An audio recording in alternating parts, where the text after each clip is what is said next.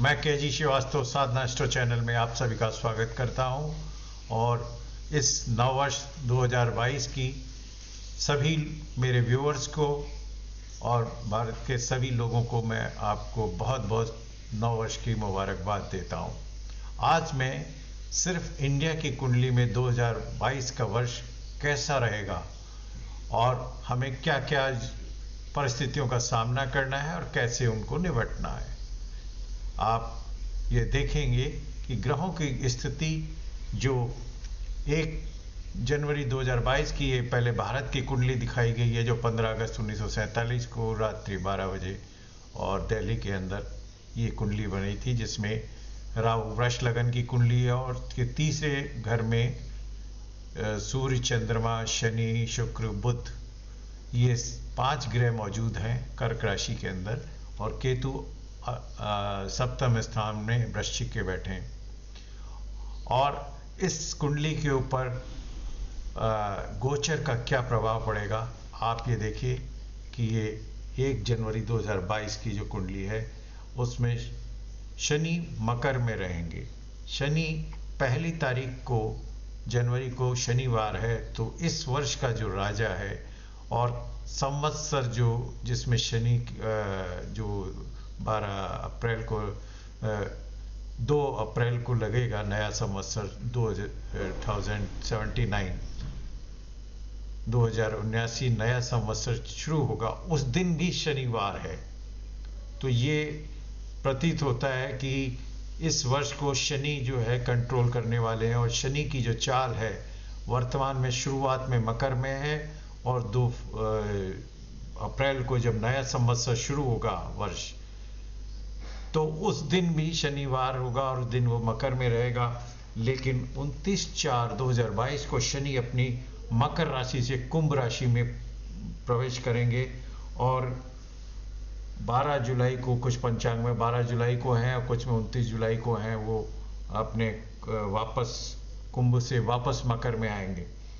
और फिर मकर में वो 17 जनवरी 2023 तक रहेंगे और उसके बाद वर्ष के अंत तक ये कुंभ में रहेंगे।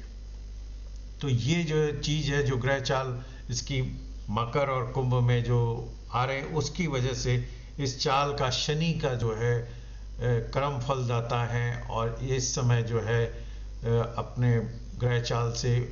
वक्री होंगे और कभी मार्गी होंगे। तो इसकी वजह से ये असर अग्निकांड और सबसे ज़्यादा जो इसकी जो प्रभाव पड़ेगा वो भारत की कुंडली पे जो प्रभाव पड़ने वाला है शनि का मकर में, जब 14 जनवरी को सूर्य और शनि दोनों मकर राशि में होंगे, तो ये एग्जैक्ट वही पोजीशन आएगी जब ये शनि बुध सूर्य 14 जनवरी 22 को ये मकर राशि में भाग्य में बैठेंगे और शुक्र उसमें रहेगा और मंगल केतु के साथ में बैठेगा, जो केतु ऑलरेडी वृश्चिक राशि में है और इसके कारण ये वृश्चिक राशि में केतु बैठे और मंगल जो है इसको यहाँ शिफ्ट 7वें घर में करेगा। तो ये जो ग्रह दशा है और चंद्रमा राहु के साथ में बैठेगा, तो ये भारत की कुंडली को प्रभावित करेगा कि जगह जगह जो हो सकता है अपने बॉर्डर की सीमा पे भी जो है वो युद्ध की स्थिति बनी रह सकती है और भूकंप नॉर्थ ईस्ट एरिया में भूकंप आने की प्रबल संभावना रहेगी, खासकर हरियाणा और पंजाब और दिल्ली, ये हिमाचल प्रदेश जो पहाड़ी एरिया हैं ये भूकंप के जोन में रहेंगे, जो नॉर्थ ईस्ट का लद्दाख और नॉर्थ ईस्ट का अरुणाचल प्रदेश और भूटान, ये जो स्थितियां हैं भूकंप को दर्शाती हैं कि उस जगह ये इन जगह पे भूकंप का आ सकता है। और इसके कारण जो है स्थिति जो है और युद्ध की भी संभावना ये रहेगी कि सूर्य और शनि जो है ये मकर राशि में बैठेंगे, जिसकी वजह से ये और मंगल केतु के साथ और राहु को दृष्टि रखने के कारण वो युद्ध की स्थितियां पैदा कर सकता है भारत के लिए, खासकर पाकिस्तान और उसके लिए चाइना से हमारे जो और संबंध बिगड़ेंगे। 29 अप्रैल 22 को जब शनि कुंभ में आएगा, तो जो मंगल और शनि के जो कुंभ राशि में रहेंगे, ये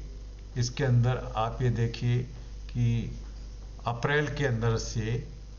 14 अप्रैल से ये 22 जून तक, 22 जून को 14 अप्रैल तक स्थिति जो है काफ़ी कुछ वैसी है 14 जनवरी से, कि इस दौरान जो है युद्ध की प्रबल संभावनाएं रहेंगी। और उसके बाद में ये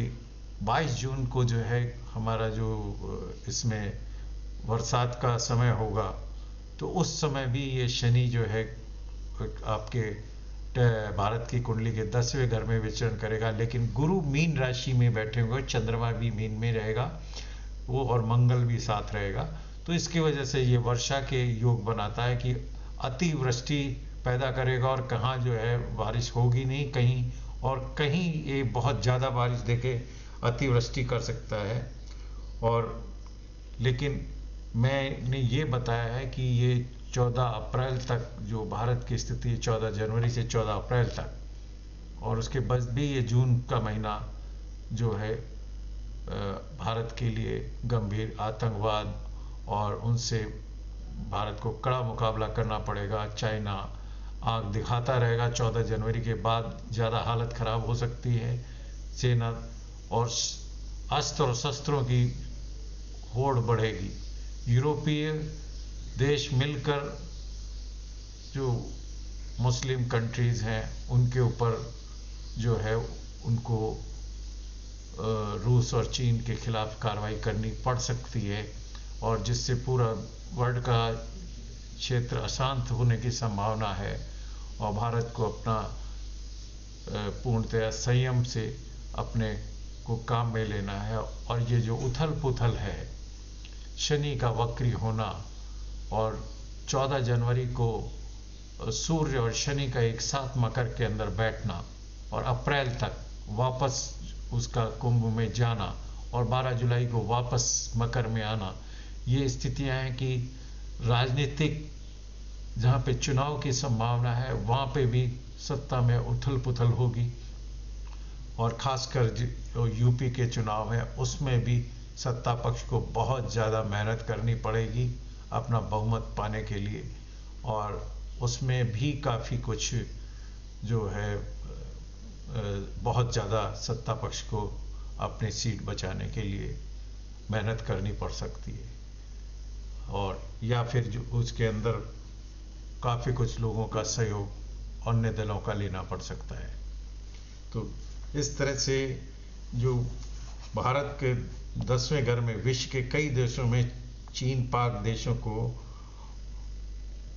पाक के आंतरिक कलह और होंगे, ताकि जो है आगे अक्टूबर नवंबर तक ये कलह बढ़कर भूखमरी, बेरोजगारी और महंगाई से त्रस्त रहेगा पाकिस्तान भी। और आंतरिक कलह चाइना में और कई कंट्रियों में ये सत्ता के विरुद्ध प्रदर्शन होंगे, और इस समय कई कंट्रियों में अघोषित युद्ध होने की संभावना रहेगी। और कभी कभी ऐसा लगता है कि वो बहुत ही ज़्यादा युद्ध के नज़दीक आ जाएंगे, गुटबाजी होगी, कई देशों का जो ग्रुप दूसरे कंट्री पे हमले की योजना बना सकता है। भारत को भी अपने लिए सुरक्षा व्यवस्था बनानी पड़ेगी, क्योंकि आतंकवाद की घटना बढ़ सकती है, और ख़ासकर जो 14 जनवरी से अप्रैल का जो महीना है वो बहुत ज़्यादा भारत के लिए संवेदनशील है। तो इस दौरान जो है भारत अपना संयम से और बुद्धि से काम लेगा तो भारत सफलता भारत के हाथ में ही रहेगी। और ये जुलाई का जो महीना है 2 जुलाई का, इसमें जो है 5 ग्रह 6 ग्रह शनि, गुरु, राहु, बुध, और इसके पहले ये जो शुक्र और शनि जब भी आते हैं तो कुछ न कुछ परेशानी ले लेते हैं। 14 जनवरी से भारत को फिर घोषित कर दिया गया है। मैंने कहा था पूर्व के वीडियो में कहा था कि 3rd वेव जो है नवंबर दिसंबर में आएगी, जो उसका आगाज हो चुका है, और भारत को दिनों दिन जो है संक्रमण बढ़ता जाएगा। लेकिन जिन लोगों ने भारत ने अपनी डोज पूरी कर ली हैं, जिन लोगों को लग गए उनको कम प्रभाव होगा, लेकिन फिर भी ये बढ़ते जाएंगे। लेकिन इसमें लोगों को मृत्यु का सामना नहीं करना पड़ेगा ज़्यादा, और वो इलाज वगैरह से सफल हो जाएंगे। इसके लिए सरकार ने अच्छी तैयारी कर ली और आगे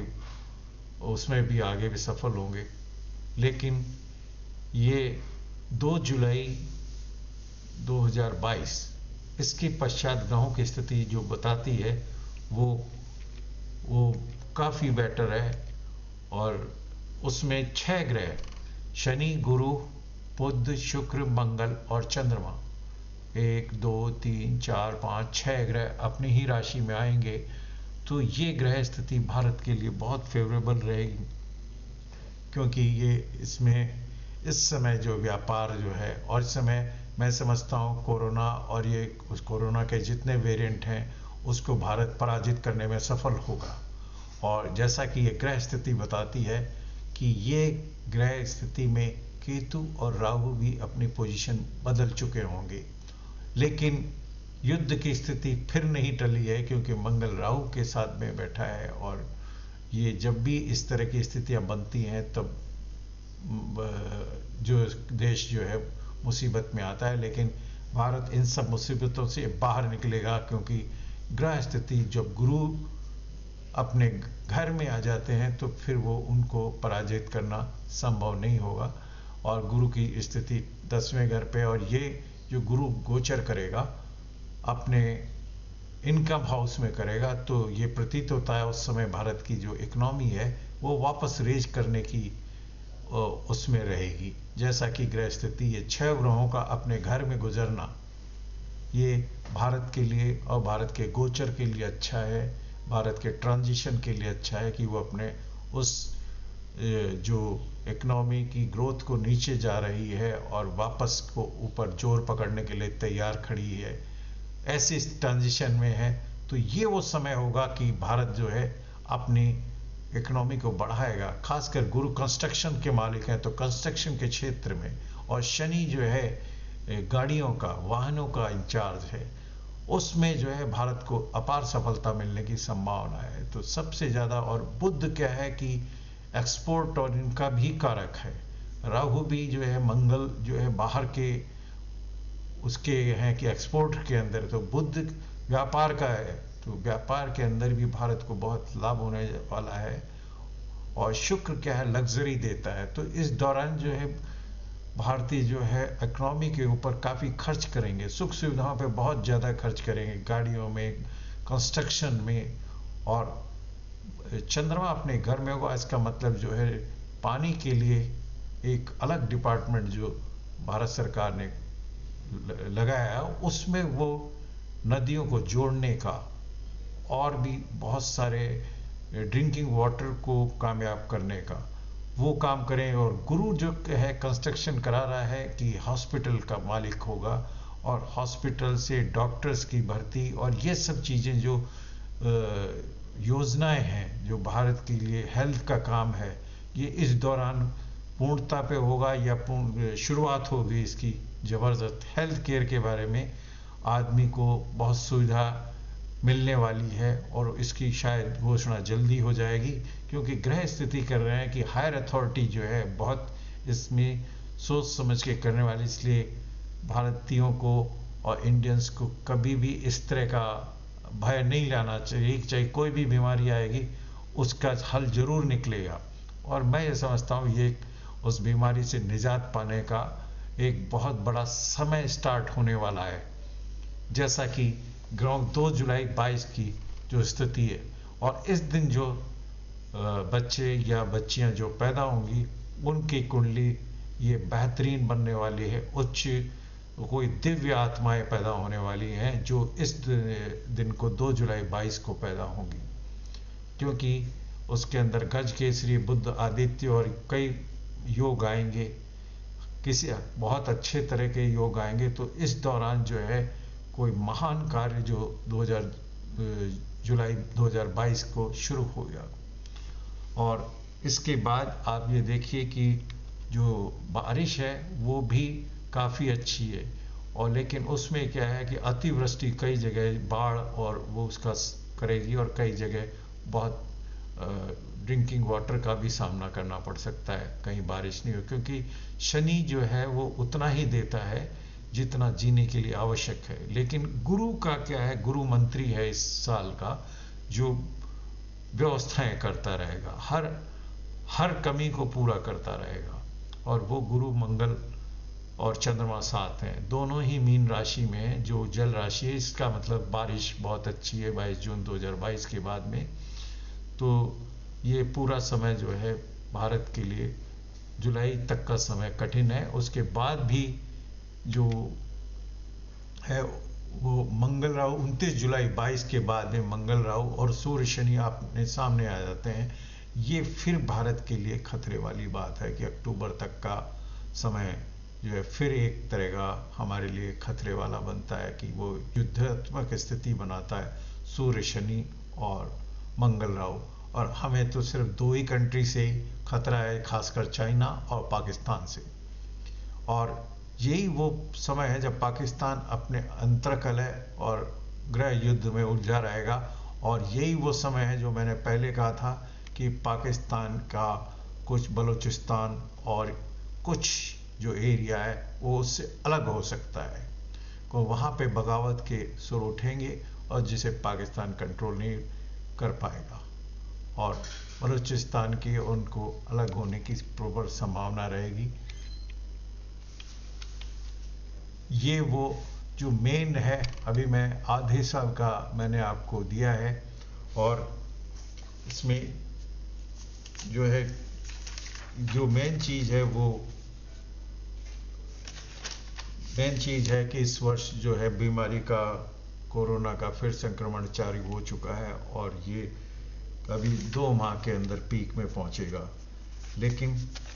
गुरु होने के कारण जो है वो मंत्री गुरु हैं, और जिससे सरकार आवश्यक प्रबंध लागू करके समय पर काबू पाने के लिए आवश्यक प्रबंध करेंगे। 3-4 माह का समय लगेगा आवश्यक इंतजाम कर। बुध वक्री 14 जनवरी 2022 को वक्री होने से यूरोपीय देश के कारण भी